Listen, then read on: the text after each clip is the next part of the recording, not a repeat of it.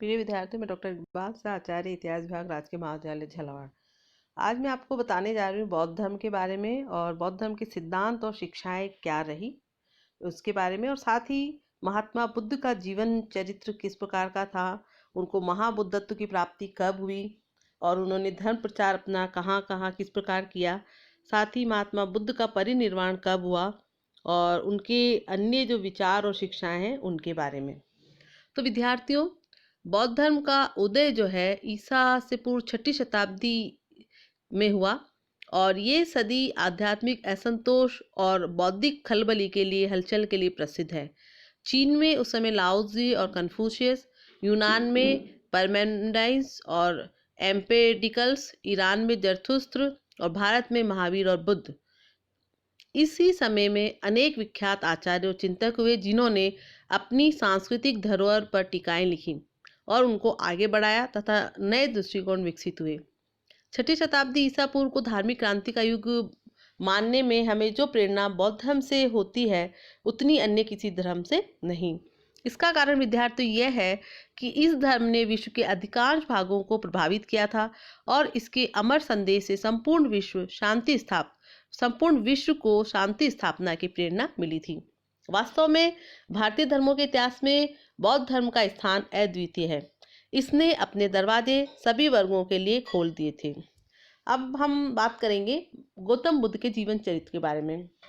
तो वह आंदोलन विद्यार्थियों जिसने तत्कालीन ब्राह्मण धर्म को सबसे भारी आघात पहुंचाया था, महावीर के प्रसिद्ध समकालीन गौतम बुद्ध द्वारा प्रारंभ किया गया था। वह नेपाल की तराई में कपिलवस्तु के शाक्य जाति के प्रधान शुद्धोधन के पुत्र थे। उनकी माता का नाम पार्श्वती था, जो कोल्य कुल की राजकुमारी थी। कपिलवस्तु से कुछ मील दूर लुम्बिनी गांव में ईसा पूर्व 563 ईस्वी में उनका जन्म हुआ था। उनकी माता का देहांत उनके जन्म के समय ही हो गया था। सिद्धार्थ की विमाता और मौसी प्रजापति गौतमी ने उनका पालन पोषण किया, इसलिए इन्हें गौतम भी कहा जाता है। बचपन से ही विद्यार्थियों सिद्धार्थ के मस्तिष्क में चिंतन की प्रवृत्ति और सहृदयता तथा दयालुता के लक्षण दिखाई पड़ने लगे थे। शैशव काल में भी राजकीय वैभव राजकुमार के हृदय को मोहित करने में असमर्थ रहा। अपने पुत्र में सांसारिक जीवन के प्रति गहरी उदासीनता देखकर शुद्धोधन ने उनका विवाह यशोधरा नामक सुंदर राजकुमारी से कर दिया था और उनके जो नव दंपति थे उनके महल को शुद्धोधन ने अनेक आनंद और विलास की सामग्रियों से सजा दिया था। परंतु दुखी और विषादग्रस्त विश्व के बीच भोग के इन उपकरणों से गौतम के चिंतित जो है हृदय को शांति बिल्कुल भी नहीं मिली। यथार्थ जीवन में कहा जाता है कि उन्होंने 4 चीजें ऐसी देखी जिससे उनका मन जो है संन्यास की ओर अग्रसर हुआ। उन्होंने एक वृद्ध को, एक बीमार व्यक्ति को और एक जो है मृत व्यक्ति की शव यात्रा को देखा। वहीं उन्होंने एक सन्यासी के दृश्य को भी देखा और इन दृश्यों में उनको लगा कि जो वृद्धावस्था है या बीमारी है और मृत्यु, ये तीनों दुख उत्पन्न करते हैं। वहीं उन्होंने एक सन्यासी को देखा कि विद्यार्थी को आराम से जो है बिना किसी चिंता के और दुख के आराम से विचरण कर रहा है। तो इससे जो है संसार के प्रति उनकी उदासीनता और अधिक बढ़ गई और उनके हृदय से सांसारिक सुखों के साधनों की निष्फलता को जो है भली भांति स्पष्ट कर दिया और जीवन की जो अनंत समस्याएं हैं, उसके जो कष्ट है, मृत्यु की भावना से वो बहुत जो है दुखी हो गए और उनका मन मस्तिष्क जो है उसकी शांति खत्म हो गई और उन्होंने जो है अब निरंतर शांति की ओर आकर्षित होते चले गए। अपनी आयु के 29वें वर्ष में यानी 533 ईसा पूर्व में उन्होंने सन्यासी जीवन द्वारा शाश्वत सत्य की खोज करने के लिए अपने राजमहल और अपने जो है राज्य को रात के समय में छोड़ दिया। उनके गृह त्याग की घटना को बौद्ध साहित्य में महाभिनिष्क्रमण के नाम से जाना जाता है। उन्होंने अपने 1 वर्ष के पुत्र राहुल, अपनी सुंदर पत्नी और राजप्रसाद के सुख वैभव को इस आशा से छोड़ दिया कि वो अब संन्यास धारण करके जरा यानी बुढ़ापा, रोग और मृत्यु दुख से छुटकारा पा लेंगे। बुद्ध ने संसार को छोड़ने और धार्मिक जीवन में अपने आप को लगा देने का दृढ़ निश्चय कर लिया था। अब मैं आपको बताना चाहूँगी कि महात्मा बुद्ध को जो सिद्धार्थ हैं उन्हें महाबुद्धत्व की प्राप्ति कैसे हुई। तो गौतम बुद्ध ने मनुष्य के दुख का कारण तथा दुख दूर करने का उपाय वे जानना चाहते थे। अतः उन्होंने सत्य की खोज में दूर दूर तक घूमा और भटकते रहे। 7 साल तक उन्होंने जो है पूरी कठोरता के साथ आत्मपीड़न और शारीरिक अनुशासन का पालन किया और कई कई दिन तक वे निराहार रहे। उन्होंने कठिन जो है तपस्या की, किंतु इन तमाम परीक्षाओं से गुजर जाने के बाद भी उनके मन की अशांति कम नहीं हुई। अब भी वे उतने ही अशांत और उदासीन थे जितने कि इससे पहले। अतः अब उन्होंने जो है ये सोचा कि कठोर संन्यास का मार्ग छोड़ देना चाहिए और पुनः साधारण जीवन उन्होंने अपना लिया। अपने शरीर का स्वास्थ्य और मानसिक शक्ति प्राप्त करने के बाद वह निरंजना नदी में स्नान करके वर्तमान बोध गया में नामक स्थान पर एक पीपल वृक्ष के नीचे घास के दूब के आसन पर बैठ गए। वहां उन्होंने अपने अधिक सुखों तथा दूषित विचारों से परे रहकर ज्ञान प्राप्ति का प्रयास किया। कहा जाता है कि यहाँ उन्हें सहसा सत्य के दर्शन हुए और सच्चा ज्ञान प्राप्त हुआ। उन्हें ये प्रकाश मिला कि महान शांति उनके हृदय में ही है, उन्हें वहीं उसकी खोज करनी चाहिए। इसे ही महान बुद्धत्व कहा गया है और वह ज्ञान में अर्थात बुद्ध हुए। तब से गौतम बुद्ध या तथागत कहलाए। तथागत का अर्थ है वह जो सत्य तक पहुंचा है। इस प्रकार अपनी आयु के 35वें वर्ष में गौतम ने बुद्धत्व प्राप्त किया। इसके बाद मैं आपको बताना चाहूंगी धर्म प्रचार के बारे में।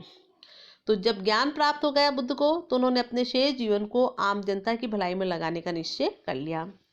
विद्यार्थियों, वह उस प्रकाश को जिससे उन्होंने जीवन के सत्य को स्वयं ज्ञान प्राप्त किया था, संसार के सभी प्राणी मात्र को बताना वह चाहते थे, जिससे कि दुनिया का, विश्व का कल्याण हो सके।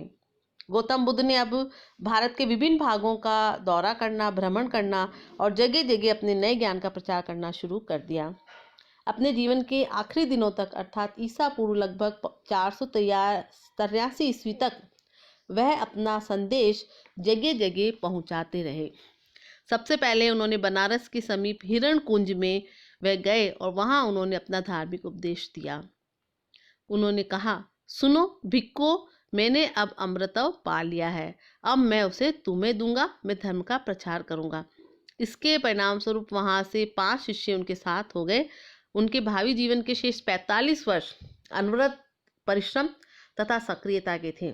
वे इस काल में एक स्थान से दूसरे स्थान तक भ्रमण करते रहे और अवध, बिहार तथा उनके पड़ोसी प्रदेशों में अपना संदेश राजा और रंग को सुनाते रहे। कौशल नरेश, प्रसन्नजीत एवं मगध के राजा बिंबिसार तथा अजातशत्रु ने उनके सिद्धांतों को स्वीकार कर लिया और उनके शिष्य बन गए। वे अपनी जन्मभूमि में भी गए। उनका पुत्र राहुल भी धर्म प्रचार करने हेतु भिक्षु बन गया। गृह छोड़कर बौद्ध धर्म की दीक्षा ग्रहण करने वाले स्त्री पुरुष भिक्षुणी और भिक्षु कहलाए। शेष अनुयायी वर्ग जो गृहस्थों का था, जो उपासक तथा उपासिकाएं कहलाते थे। बुद्ध ने अपने अनुयायी भिक्षुओं का एक सामूहिक संघ भी स्थापित किया। विद्यार्थियों, तो इस प्रकार हम देखते हैं कि कैसे जो है बुद्ध को ज्ञान की प्राप्ति हुई, बौद्धत्व प्राप्त हुआ और उन्होंने अपने विचारों का, अपने सिद्धांतों का प्रचार प्रसार जन कल्याण के लिए किया। इसके बाद महापरिनिर्वाण की बात की, तो बुद्ध ने अपने जीवन काल में सैकड़ों मनुष्यों के जीवन को प्रभावित किया, चाहे वे छोटे हों या बड़े, राजा हो या रंग। वह सब उनके महान व्यक्तित्व से प्रभावित हुए। उन्होंने 45 वर्षों तक दान की महिमा लोगों को सिखाई, त्याग का आनंद अनुभव करवाया और समानता की आवश्यकता समझाई। अपने जीवन के अंतिम दिनों तक बुद्ध अपनी विहार यात्रा और अपने उपदेशों के कार्यक्रम का निर्वाह करते रहे। आखिर में 80 वर्ष की आयु में ईसा पूर्व 483 ईस्वी में उत्तर प्रदेश के गोरखपुर जिले के कुशीनारा, जो वर्तमान में कसिया के नाम से जाना जाता है, में तथागत निर्वाण को प्राप्त हुए।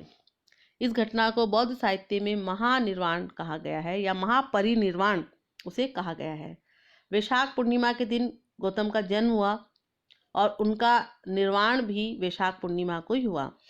उल्लेखनीय है कि वैशाख पूर्णिमा जो है बुद्ध के जीवन की 3 महत्वपूर्ण घटनाओं से संबंध है: जन्म, संबोधि यानी ज्ञान प्राप्ति और निर्वाण। और बौद्धों का जो वार्षिक कैलेंडर है, वर्ष पत्रक है, उसमें ये वैशाख पूर्णिमा का दिन सबसे पवित्र माना जाता है। विद्यार्थियों, अब मैं संक्षेप में आपको बौद्ध धर्म के सिद्धांतों के बारे में बताऊं तो बौद्ध धर्म मुख्य रूप से आचार धर्म है। महात्मा बुद्ध ने दर्शन के पक्ष पर कम और व्यवहार पक्ष पर ज़्यादा जोर दिया है। बुद्ध ने ऐसे प्रश्नों पर ध्यान नहीं दिया जो साधारण बुद्धि की पहुंच से परे हों। उन्होंने विशुद्ध धार्मिक क्रियाओं की अपेक्षा शुद्ध आचरण अर्थात शुद्ध विचार, शुद्ध कर्म और शुद्ध भावना पर ज़्यादा बल दिया।